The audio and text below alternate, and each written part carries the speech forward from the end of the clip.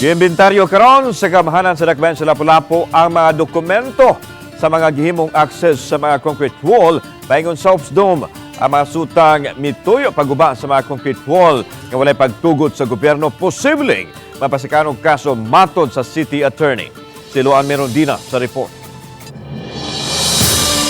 Tagsang gisubay sa taga-City Attorney's Office, City Planning Office ug City Engineer's Office ang gibuksang mga right-of-way sa mga panimay nga nahimutang sa luyong bahin sa mga concrete wall nga nagbuyon paingon sa Lapu-Lapu City Hoops Dome. Matod ni Attorney James Sison, City Attorney, nabantayan sa LGU nga daw nagkadaghan man ang opening o mga right-of-way. Usa sa nakakuha sa atensyon sa LGU ang daw tinuyo nga pagbungkag sa concrete wall sa Hoops Dome aron aduna kini direktang access paingon sa usa ka panimay. Yes, kasohan. Because number one, di man gud kakabungkag o government property without COA clearance. So kinahanglan man ka og demolition permit from COA.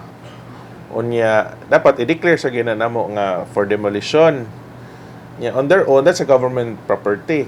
Giswayan sa RTV Balitang Bisdak, pagkuha ang habig sa tag-iya sa mong panimay, apan mihangyo nga di ilang una siya muluwat og pamahayag at ubangan sa kamera kay buot una niyang susihon ngadto sa City Planning Office kung unsa ang iyang nahimong kalapasan.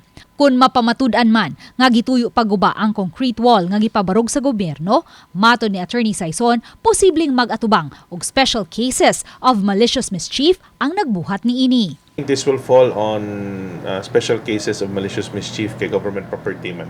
Dako na no og tulubagon if hilabot ka og government property. So I think that's also a good reminder para sa mga tao nga di nila hilabtan kung sa gobyerno na. Usa sa mga mulupyo sa dapit, kinsa may patigayon nga water refilling station mibutyag nga panahon pa ni kanhi Mayor Boy Radasa, gitugutan silang mahatagan og right of way human sila mag-signature campaign. Gali daghan na mirma, apil usa ni pirma kadto former director si Ma'am Dulangon, kay classmate man to sa mayor.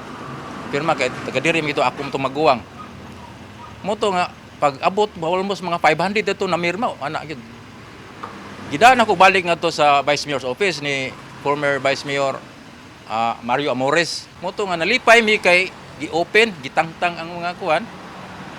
Nalipay mi tanan hasta mo mga silingan nalipay kay ana sila lagian. Sa pagkakutlo ning balita, padayon pang gisubay sa LGU ang mga dokumento aron masuta kung pila gayud kabuok ang mga gihimong access kon right of way nga may pagtugot sa gobyerno. Gawa sa pagsusi sa mga right of way, nasuta usab sa city planning nga may usa ka establishmento sa dapit nga may kalapasan sa zoning. Uban ni Marlon Melgazo, Luan Merondina, Balitang Bisdak.